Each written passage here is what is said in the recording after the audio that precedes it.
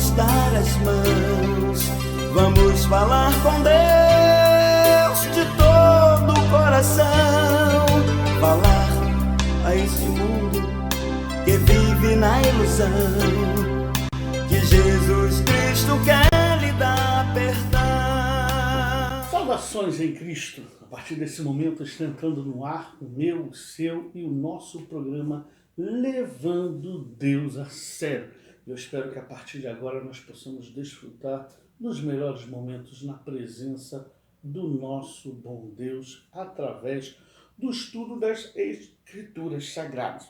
Hoje será um programa um pouco diferente, porque hoje nós estaremos fazendo um estudo bíblico sobre a predestinação. Você é a favor? É contra? Existe amparo nas Escrituras para esta doutrina? A partir de agora nós estaremos adentrando nesse vasto mundo, campo teológico, para aprendermos um pouquinho mais sobre este assunto. Mas, para tanto, eu gostaria de primeiro deixar uma meditação inicial para a sua edificação, que está na segunda carta que o apóstolo Paulo escreveu à igreja de Corinto, no capítulo 13, versículo 8, que vai dizer: porque nada podemos contra a verdade, senão em favor da própria verdade. Que Deus te abençoe. Quando estudamos a doutrina da salvação, conhecida teologicamente como soteriologia, automaticamente nós vamos esbarrar em dois postulados divergentes, separados entre si sobre esse assunto, que é o calvinismo e o arminianismo. O calvinismo é o postulado que defende a predestinação. O que vem a ser isso? É a ideia de que o homem ele já nasce com o seu destino pré-estabelecido por Deus. Já o arminianismo é o postulado que defende o livre-arbítrio, ou seja, que o homem exerce o poder de escolha sobre o seu destino. É bom lembrar que a doutrina de João Calvino, conhecida como calvinismo, ela não foi criada por ele, mas ensinada por Agostinho, que foi um grande teólogo do século IV, e também não foi criada por Agostinho, porque o mesmo ele afirmava que estava interpretando a doutrina do apóstolo Paulo sobre a graça de Deus. Podemos então afirmar que com Calvino a doutrina da eleição ela apenas abrangeu um campo muito maior. Calvino nasceu em Genebra no ano de 1509, reparem que é um ano que antecede a reforma protestante de Martinho Lutero, até porque em 1517 Calvino tinha apenas 8 anos de idade. Porém, ele tinha 27 anos quando ele realizou a reforma em Genebra, em 1536, até porque a reforma protestante ela não foi um único momento, ela ocorreu em décadas, ela foi abrangendo vários lugares. Tá? Quando ele realizou, então, isso em 1536, o João Calvino ele afirmava que o homem não tem poder de escolha para a salvação, mas é que Deus é quem decide isso. Tá? O calvinismo ele recebeu várias designações de acordo com o local onde ele chegava, onde ele se estabelecia.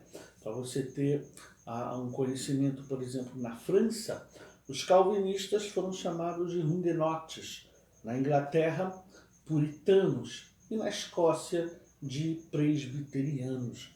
Né? Hoje, geralmente, os calvinistas, quando não recebem a designação de calvinista propriamente dito, também são conhecidos como reformados. Tá? Dentre as igrejas conhecidas como calvinistas, ou que têm algo em comum com o calvinismo, nós encontramos os luteranos, os puritanos, presbiterianos, congregacionais, batistas e alguns outros segmentos. Todavia, depois de 1517, ou melhor, um século depois de acontecer a reforma de Martinho Lutero, surgiu no cenário cristão um holandês chamado James Arminius, o qual acreditava que o homem exercia assim poder de escolha para a salvação e que a salvação também era algo condicional. Tá? Armínio queria mudar alguns conceitos do calvinismo, que era uma única realidade entre a igreja, e o que ele fez? Ele solicitou ao governo um sínodo nacional, ou seja, uma grande assembleia, né, com vistas a apresentar as suas teses de mudança do calvinismo. Só que ele veio a falecer antes de acontecer esse sínodo. E o sínodo, o qual ele ocorreu entre os anos de 1618 e 1619, foi representado pelos seus seguidores. Tá? Só que nesse sínodo, conhecido como Sínodo de Dort, na Holanda, as ideias arminianas elas foram condenadas e prevaleceu a teologia reformada de João Calvino. E a partir desse sínodo, então, a igreja ela passa a se dividir em dois postulados, ou passa a ter duas linhas de pensamento, que é ou calvinista ou arminianista. Né? Os arminianos eles exerceram uma forte influência sobre uma parte da igreja anglicana, sobre o metodismo, que foi praticamente a primeira denominação que abraçou as ideias arminianas, sobre o Exército da Salvação e, a partir de 1910, sobre os pentecostais e os neopentecostais. Tá? Todavia, qual dos dois postulados tem mais amparo nas Escrituras Sagradas? O calvinista ou o arminianista? As bases do calvinismo, ou as principais bases doutrinárias do calvinismo, elas são identificadas através de um anagrama conhecido como TELIP ou TULIP, que são nada mais, nada menos do que 5 letras. E dentro dessas letras tem a explicativa. Por exemplo, TELIP começa com T, que significa total depravação. Ou seja, nas ideias calvinistas, o homem ele herdou a culpa de Adão e nada pode fazer por sua salvação, uma vez que a sua vontade está completamente corrompida. Então, para haver salvação, e pelo homem estar morto em delitos e pecados, é preciso que aconteça alguma coisa do lado de fora que pudesse então resgatar o homem, uma vez que tanto ele como todo mundo estava vivendo no caos. Por exemplo, quando nós abrimos a Bíblia na carta que Paulo escreveu à igreja de Roma, Romanos, no capítulo 5, versículo 12 a 15, é um texto conhecido que vai dizer assim: portanto, assim como por um só homem entrou o pecado no mundo, e pelo pecado a morte, assim também a morte passou a todos os homens, porque todos pecaram. Porque até o regime da lei havia pecado no mundo, mas o pecado não é levado em conta quando não há lei. Entretanto, reinou a morte desde Adão até Moisés, mesmo sobre aqueles que não pecaram à semelhança da transgressão de Adão, o qual prefigura aquele que havia de vir. Todavia, não é assim o dom gratuito como a ofensa, porque se pela ofensa de um só morreram muitos, muito mais a graça de Deus e o dom pela graça de um só homem, Jesus Cristo, foram abundantes sobre muito. Então, na base do calvinismo, a primeira questão é a total depravação. A segunda, que é a letra E, que significa eleição incondicional, um pouco diferente da linha do pensamento dos arminianos. O que é isso? É que a eleição ela independe do mérito humano, tá? Ou da presciência de Deus. A eleição ela é fundamentada na soberania de Deus, havendo uma predestinação dupla, uma para a salvação e uma para a perdição. Isso se faz mais claro de se entender quando você lê Romanos, capítulo de número 9, versículo 22 e 23, que diz o seguinte, que diremos, pois, se Deus, querendo mostrar a sua ira e dar a conhecer o seu poder, suportou com muita longanimidade os vasos de ira, preparados para a perdição, a fim de que também desse a conhecer as riquezas da sua glória em vasos de misericórdia, que para a glória preparou de antemão. Então nós temos aí a questão de uma predestinação dupla, de que não é um mérito humano, não há nada que o homem possa fazer para adquirir a salvação se ele não estiver dentro dessa predestinação, fundamentada nessa soberania que é de Deus. Tá? A terceira condição, ou terceiro dentro desse anagrama aí das bases doutrinárias do calvinismo, é a letra L, que significa limitação da redenção. Né? O que significa isso, pastor? É que a obra de Cristo na cruz, ela é restringida aos eleitos para a salvação. Ela não é algo voltado para toda a humanidade, mas sim aos eleitos, aqueles que foram escolhidos e predestinados à salvação. Isso se faz melhor entendido quando você lê Atos, capítulo de número 13, no versículo 48, você passa a ter essa ideia dessa redenção que ela é limitada. Atos 13, 48 diz assim, os gentios, né, os gentios é aquele que não é judeu, ouvindo isto, regozijaram-se, glorificaram a palavra do Senhor e crerão todos os que haviam sido destinados para a vida eterna. Tá? Então ali a redenção, a obra da salvação, ela é restrita aos eleitos. Tá? Seguindo dentro desse anagrama, temos a letra I, que é a irresistível graça, ou graça irresistível. E dentro dessas bases calvinistas, vai dizer que o Espírito Santo ele dirige o eleito irresistivelmente para Cristo. E essa graça, ela é irresistível, ou seja, na visão calvinista, nós não podemos resistir à graça de Deus, uma vez que somos eleitos para isso. Tá? E no último, nós temos que a letra P, que é a perseverança dos santos. Para João Calvino, os eleitos que foram salvos irresistivelmente pela graça de Deus jamais se perderão. Então a base do calvinismo é que uma vez salvo, salvo para sempre, não porque por obra do homem, mas por obra daquilo que Deus fez. Né? Isso se torna real, mais claro de entender quando nós lemos Romanos, capítulo 8, versículo 38 e 39, que diz assim, porque eu estou bem certo de que nem a morte, nem a vida, nem os anjos, nem os principados, nem as coisas do presente, nem do porvir, nem os poderes, nem a altura, nem a profundidade, nem qualquer outra criatura poderá separar-nos do amor de Deus que está em Cristo Jesus, o nosso Senhor. Por isso, a ideia de uma salvação que é eterna, que não há nada que consiga nos separar do amor de Deus.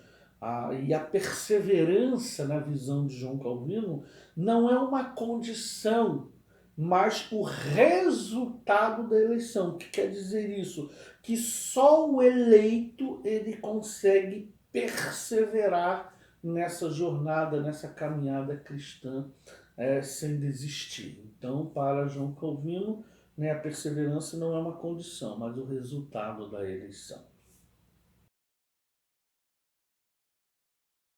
Quando vamos falar sobre uma doutrina bíblica, é preciso que haja amparo nas Escrituras para você defender uma determinada tese. Alguns teólogos afirmam de que para que haja uma sustentabilidade teológica naquilo que você se propõe a defender, de que é preciso ter, no mínimo, entre 3 a 5 versículos no Novo Testamento que comprovem a tese em questão. Há bases bíblicas para a predestinação. Em toda a Bíblia, uma coisa que é preciso entender, tá? Em toda a Bíblia não se encontra a palavra livre-arbítrio, tá? Todavia, é notório encontrar palavras como predestinação, predeterminou, antemão, eleição. A palavra predestinação, ela vem do grego proorizo, que quer dizer anteriormente determinado, né? Alguma coisa que foi determinada já lá no passado, né? Dentro do calvinismo, existem duas formas de ensinar sobre a predestinação. Primeiro, que existe uma predestinação que ela é absoluta, ou seja, Deus, dentro dessa linha de pensamento, ele já escolheu quem vai ser salvo e quem não será, né? Deus, então, ele controla e governa todas as coisas neste vasto universo, uma vez que ele é soberano, inclusive as nossas escolhas, né? E existe o segundo ponto, ou a segunda forma de ensinar sobre a predestinação, que é uma predestinação moderada, né? O que quer dizer isso? Que Deus ele escolheu um povo para ser salvo, ou seja, a igreja. E o homem escolhe se quer ou não fazer parte desse grupo ou deste povo. Porém, particularmente, essa última tese, ela mais me parece com uma tentativa de se tentar equilibrar o livre-arbítrio com a predestinação. É uma forma de querer unir o calvinismo com o arminianismo, né? Para os calvinistas, né, a fé e o arrependimento que andam junto não são condições, e sim resultados diretamente da eleição, ou os meios que Deus escolheu para aplicar a salvação aos eleitos. Deus ele não elege porque antevê o arrependimento e fé. Muito pelo contrário, ele produz o arrependimento e a fé porque ele elegeu a pessoa em questão. Quando eu falo sobre a predestinação, existem na Bíblia alguns textos que eu gosto de afirmar que são textos que estão além do nosso tempo. Às vezes, podemos até afirmar que estão além do entendimento de algumas pessoas. Somente com esses textos aqui, esses poucos textos que eu vou te dar, eu já teria bases absolutas para dizer a você que a predestinação ela é bíblica, né, e que não existe uma outra forma de se entender sobre a salvação. Mas eu vou mais além. Obviamente eu vou mostrar para você muitos outros textos, mas eu gostaria de começar justamente com os textos que eu digo que estão além do nosso tempo. Muitos pregadores, eles têm o mau hábito de tentar forçar um texto a se tornar aquilo em que eles acreditam ser, dispensando assim uma boa hermenêutica ou uma exegese, ou a exegese do texto, e fazendo dele o seu viés de crença. Separei então alguns textos que eu percebo que acontece muito isso. Aliás, eu já ouvi inúmeras ministrações de tais textos sendo aplicados de forma errada. Esses textos são, na verdade, então, ótimas referências para a crença na predestinação. O primeiro texto está no Evangelho segundo escreveu o evangelista Mateus.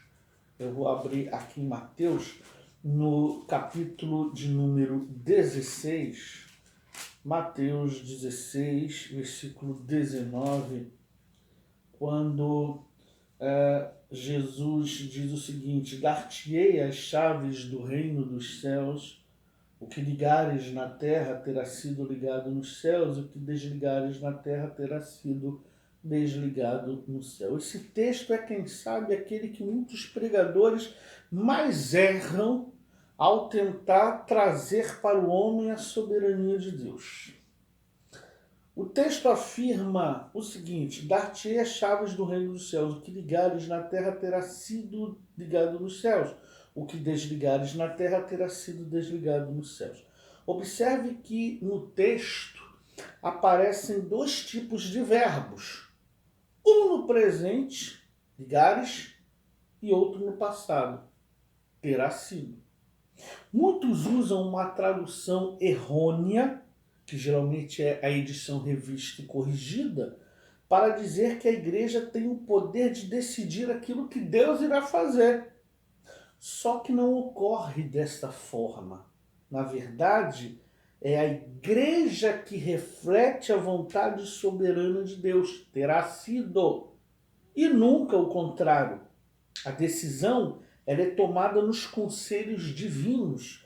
E a igreja apenas reflete essa decisão, que é exatamente o que está nesse texto. Tá? Dar-te-ei as chaves, o que ligares aqui na terra, preste atenção, o que nós, igreja, ligamos aqui na terra, terá sido, está no passado, ligado nos céus. Ou seja, a igreja, ela reflete a vontade soberana de Deus e não o contrário. Tá? Então a igreja, esse texto no original em grego, essa expressão aí, terá sido, é um verbo conhecido como aoristo. Né? Esse verbo se refere a uma ação ocorrida no passado, tá? Que reflete, ela vai refletindo no futuro.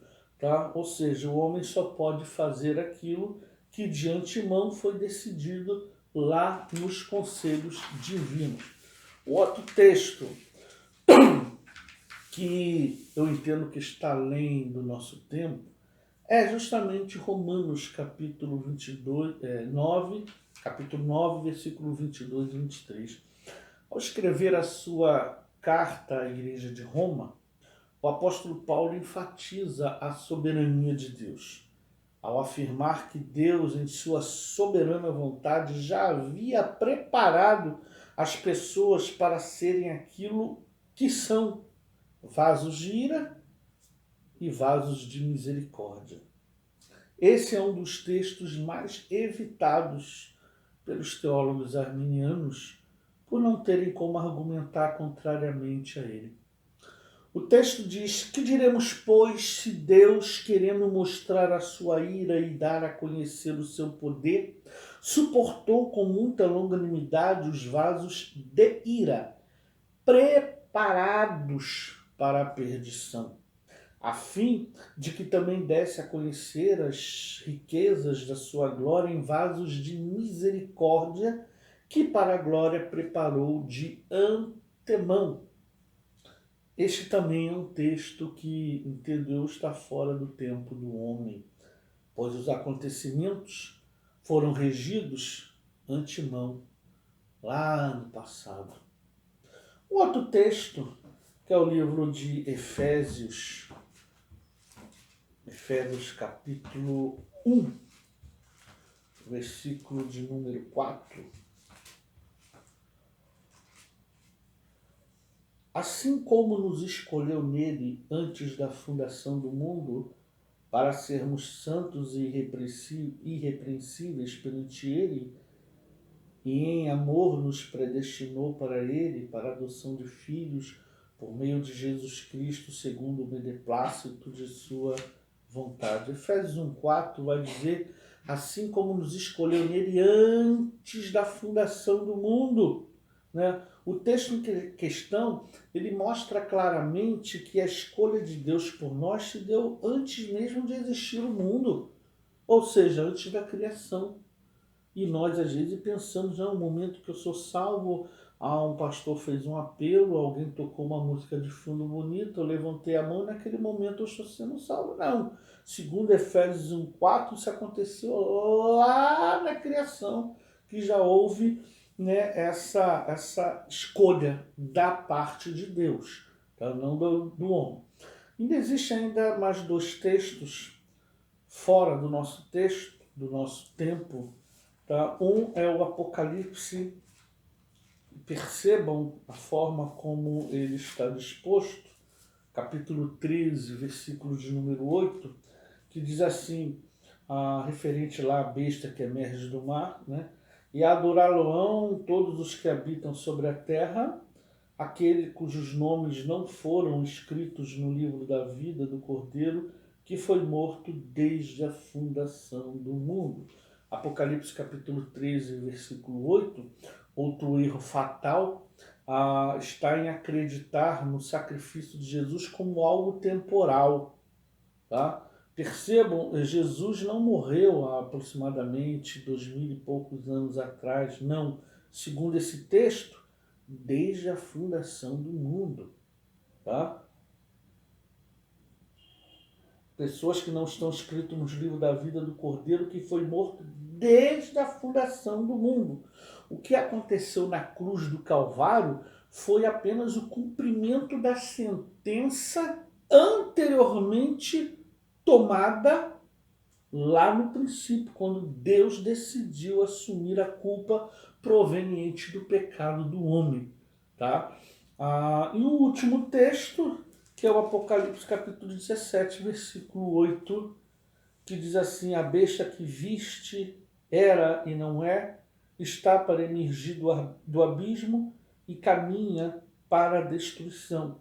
E aqueles que habitam sobre a terra, cujos nomes não foram escritos no livro da vida desde a fundação do mundo, se admirarão vendo a besta que era e não é, mais aparecerá. Eu já ouvi muitos sermões onde o pregador, depois de explanada a sua gloriosa mensagem, ao fazer o seu apelo, convida as pessoas para virem à frente, como num ato de coragem, e ao mandar repetir a famosa oração de entrega, a oração da fé, é usado o seguinte termo: Senhor, escreva seus nomes no livro da vida. O erro está em pensar que o nome dos salvos vão sendo escritos no livro da vida à medida que as pessoas se entregam a Jesus. O texto de Apocalipse ele é bem claro quando ele afirma que o nome dos salvos já estava escrito desde a fundação do mundo. Ou seja, a pessoa não passa a ter o nome escrito no livro da vida quando se entrega a Jesus, muito pelo contrário. Ela se entrega a Jesus porque o seu nome já estava escrito no livro da vida. Isso ocorre quando há o perfeito encontro do tempo Kairos, que é o tempo de Deus, com o tempo Cronos, que é o tempo do homem. Tá? Então, esses são os textos que eu gosto de classificar como textos que estão além do nosso tempo.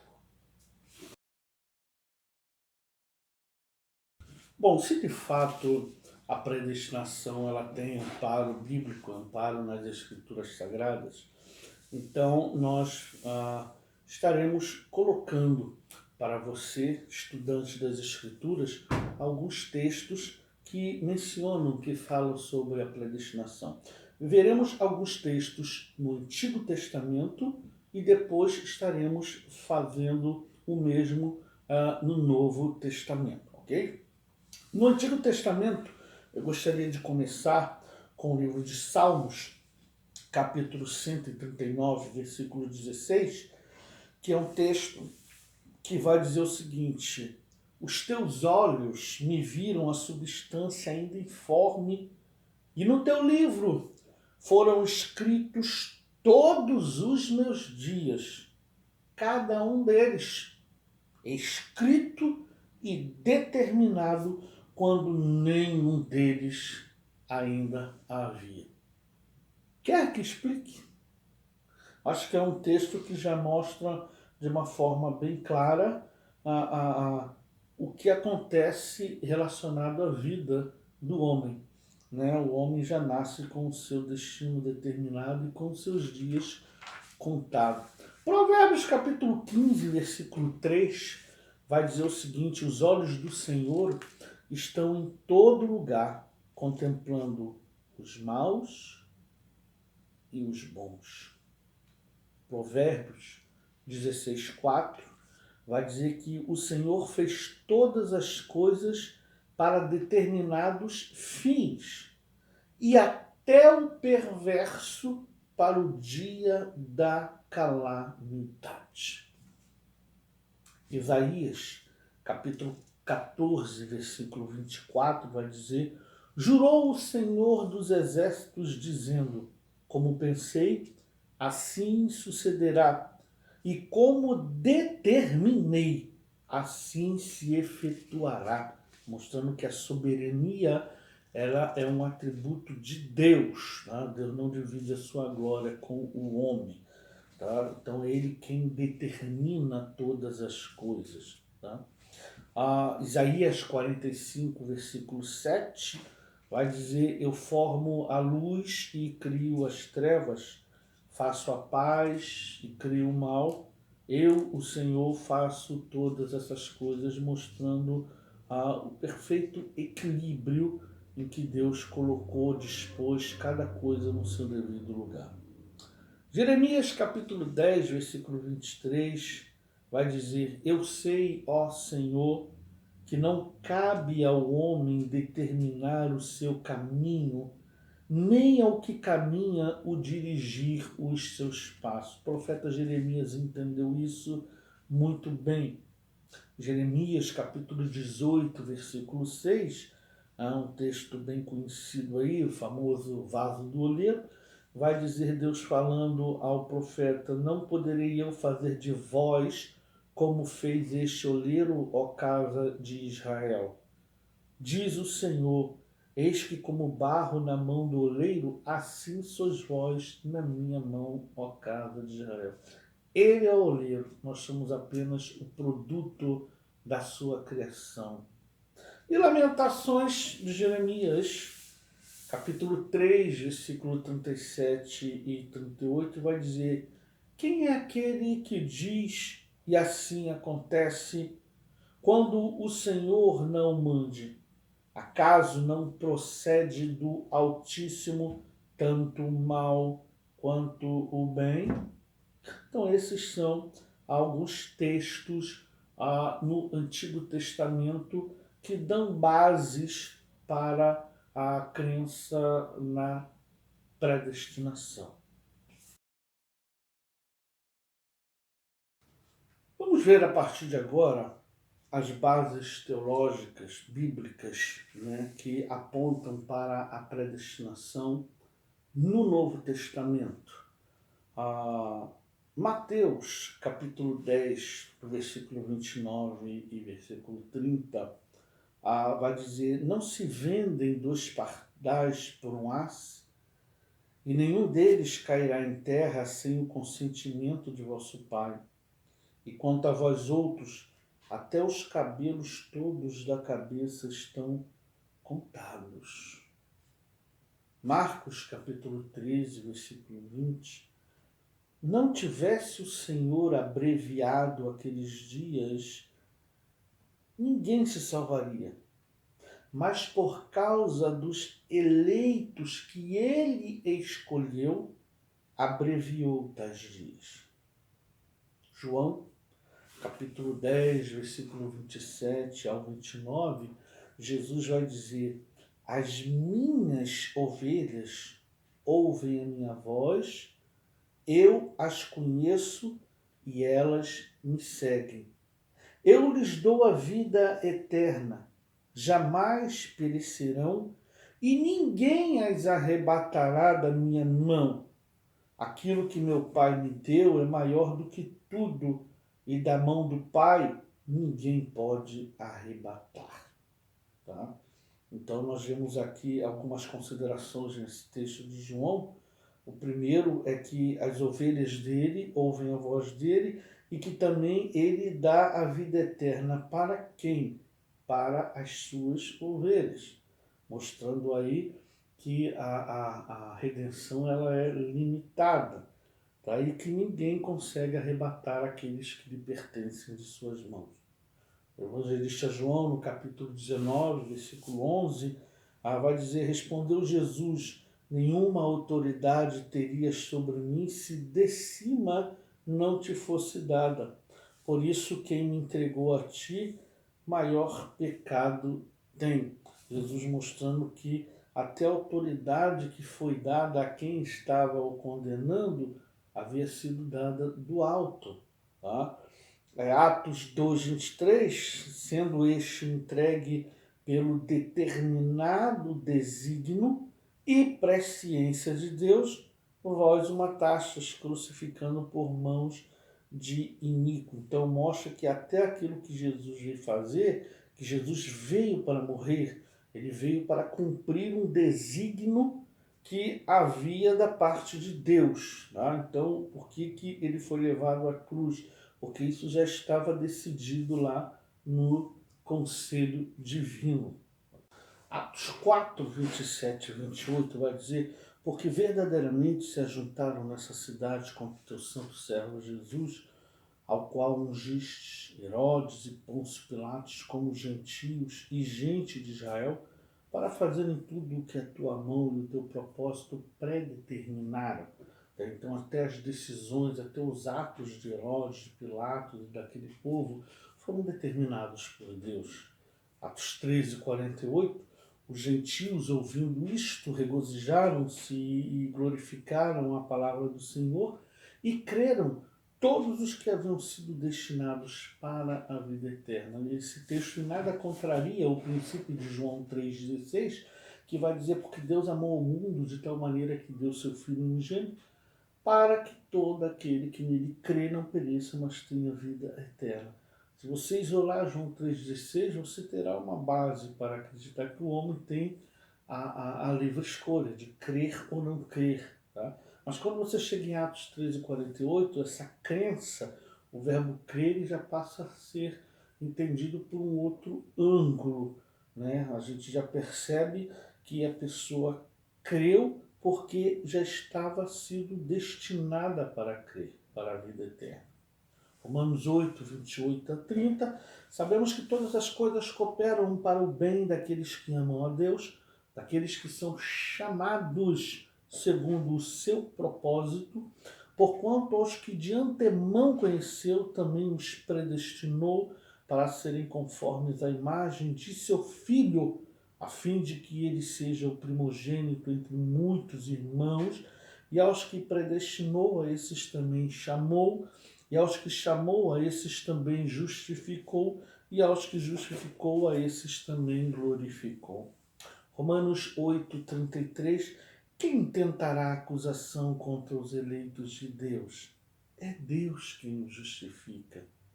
Romanos 9, do 11 ao 13, e ainda não eram gêmeos nascidos, nem tinham praticado o bem ou o mal, para que o propósito de Deus quanto à eleição prevalecesse, não por obras, mas por aquele que chama.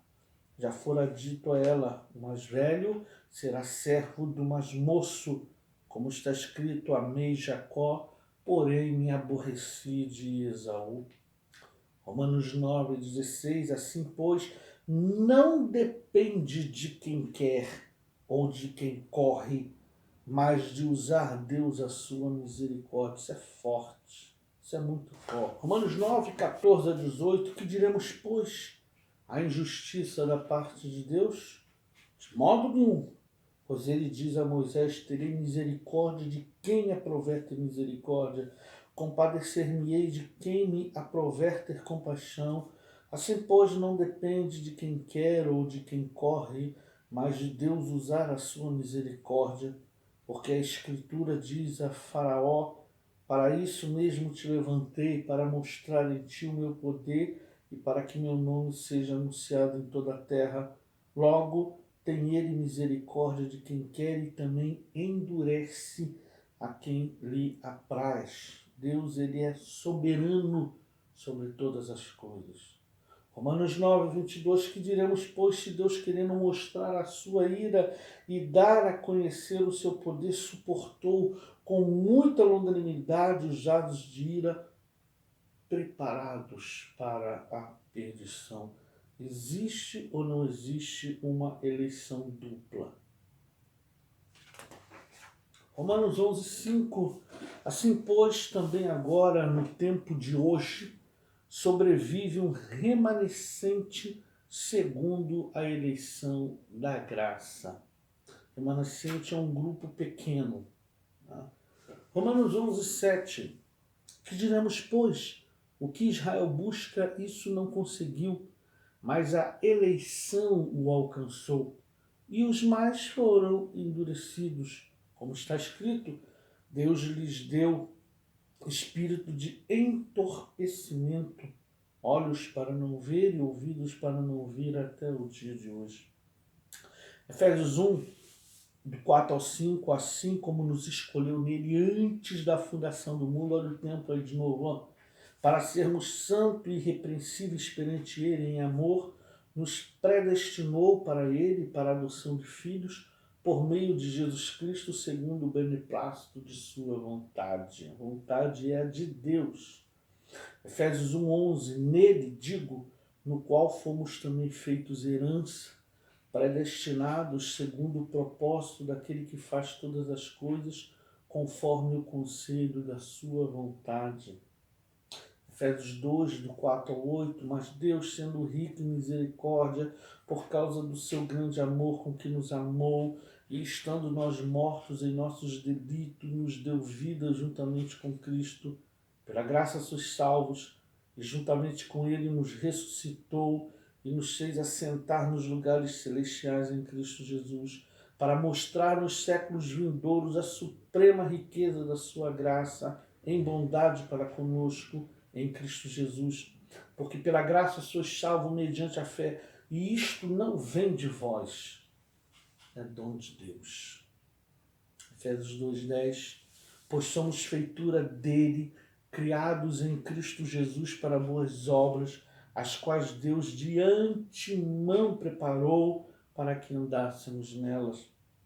Filipenses 2:13, porque Deus é quem efetua em vós tanto o querer como o realizar, segundo a sua vontade. Percebam, porque Deus é quem efetua em vós tanto o querer quanto o realizar, segundo a sua boa vontade. É Deus, é Deus. 1 Tessalonicenses 1:4, reconhecendo, irmãos, amados de Deus, a vossa eleição. 2 Timóteo 1:9, que nos salvou e nos chamou com santa vocação, não segundo as nossas obras, mas conforme a sua própria determinação e graça que nos foi dada em Cristo Jesus antes dos tempos eternos. 2 Timóteo 2:19, entretanto, o firme fundamento de Deus permanece, tendo este selo: o Senhor conhece os que lhe pertencem, e mais, aparta-te da injustiça todo aquele que professa o nome do Senhor. Tiago 1:18, pois segundo o seu querer, ele nos gerou pela palavra da verdade, para que fôssemos como que primícias das suas criaturas. 1 Pedro 1:2, eleitos segundo a presciência de Deus, eleitos segundo a presciência de Deus Pai, em santificação do Espírito, para a obediência e a aspersão do sangue de Jesus Cristo, graça e paz nos sejam multiplicadas. 1 Pedro 2:9, vós, porém, sois raça eleita, a sacerdócio real, nação santa, povo de propriedade exclusiva de Deus, a fim de proclamardes as virtudes daquele que vos chamou das trevas para a sua maravilhosa luz. 2 Pedro 1:10. Por isso, irmãos, procurai com diligência cada vez maior confirmar a vossa vocação e eleição, porquanto, procedendo assim, não tropeçareis em tempo algum. Finalizando os últimos 2 textos, Apocalipse 17:8, que já falamos, mas vamos revê-lo, quando fala sobre a besta, que vai dizer: a besta que viste era e não é, está para emergir do abismo e caminha para a destruição. E aqueles que habitam sobre a terra, cujos nomes não foram escritos no livro da vida desde a fundação do mundo, se admirarão vendo a besta que era e não é, mas aparecerá. Por que as pessoas se iludirão com a besta, com o anticristo? Porque seus nomes não estão escritos no livro da vida. Esse mesmo que foi escrito, que não é escrito no decorrer da história, mas que já foi escrito lá desde a fundação do mundo. E Apocalipse 17:14. Pelejarão eles contra o Cordeiro, e o Cordeiro os vencerá, pois é o Senhor dos senhores e o Rei dos reis. Vencerão também os chamados, eleitos e fiéis que se acham com ele. Como você pode ver, existem bases bíblicas para a predestinação. A predestinação, ela não é uma doutrina anticristã ou herética, muito pelo contrário, segundo o próprio conceito, o sínodo que ocorreu, justamente o postulado arminiano que foi colocado em descrédito, porque todas as igrejas que nasceram na Reforma ou foram nascendo no decorrer da Reforma abraçaram a causa do calvinismo e a ideia da predestinação. É interessante nós identificarmos que existem as bases bíblicas para isso, tá? E eu espero que esse estudo, aquilo que foi apresentado, possa ter de alguma maneira contribuído para o seu crescimento espiritual, tá bom? Que Deus te abençoe, que Deus possa derramar chuva de bênçãos sobre a sua vida. E uma coisa que eu sempre digo que é muito importante, de que todo crente ele tenha um posicionamento, ele tenha um ponto de partida para aquilo que ele crê. Existem, obviamente, situações ou pontos doutrinários que são parecidos, né, do calvinismo. Existe uma base que é aquilo que todos precisam pensar igual. Por exemplo, a Trindade, algo que não podemos abrir mão, a salvação apenas na pessoa de Cristo Jesus, tanto no Antigo Testamento pela crença, né, em Cristo, na promessa, e no Novo Testamento no Cristo já manifestado, de que o Espírito Santo é aquele quem justifica o homem. Então existem caminhos que todos precisam dar no mesmo, tá? Todo cristão, são coisas que não podemos abrir mão, tá? Agora, existem ruas que as pessoas caminham, que são pontos teológicos que cada qual segue aquilo que ou que foi ensinado ou que descobriu no decorrer da sua jornada cristã. Uns pensam de uma forma, outros de outra. Eu, particularmente, né, sou um cristão reformado, ou seja, a minha base são as mesmas da Reforma Protestante. Eu acredito por esse ângulo teológico de João Calvino. Respeito aquele que pensa diferente, né? Mas eu vejo que existem mais bases bíblicas para a predestinação do que para o livre-arbítrio, tá? Que Deus possa te abençoar poderosamente Em nome do Senhor Jesus. Vamos nos unir, vamos dar as mãos, vamos falar com Deus de todo o coração, falar a este mundo que vive na ilusão, que Jesus Cristo quer lhe dar perdão.